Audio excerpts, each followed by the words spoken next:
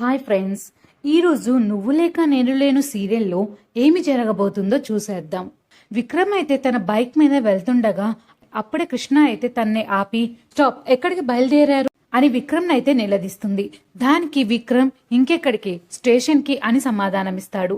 అప్పుడే కృష్ణ ఆవేదనతో నీకు పెళ్ళయింది, నీ టెన్షన్స్ అన్నీ పోయాయి, కానీ నా సంగతి ఏంటి, మా నాన్న జైలు నుంచి విడిపించాలని మర్చిపోయావా అని విక్రమ్ అయితే నిలదీస్తుంది. విక్రమ్ అయితే కృష్ణని కూడా పోలీస్ స్టేషన్ కి రమ్మని పిలుస్తాడు.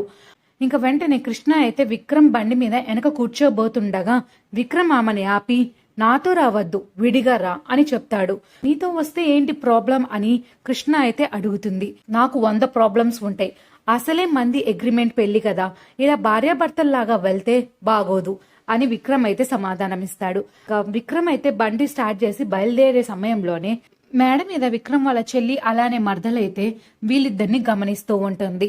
వాళ్ళని చూసి విక్రమ్ అయితే ఒక్కసారిగా మారిపోయి తన అగ్రిమెంట్ భార్యని కృష్ణని హే డార్లింగ్ అని పిలుస్తాడు.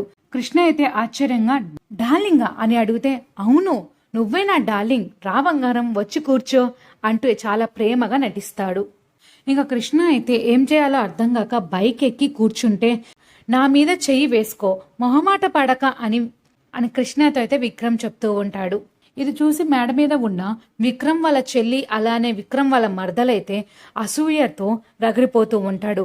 విక్రమ్ మాత్రం చాలా నటిస్తూ కృష్ణని బండి మీద తీసుకుని బయలుదేరతాడు.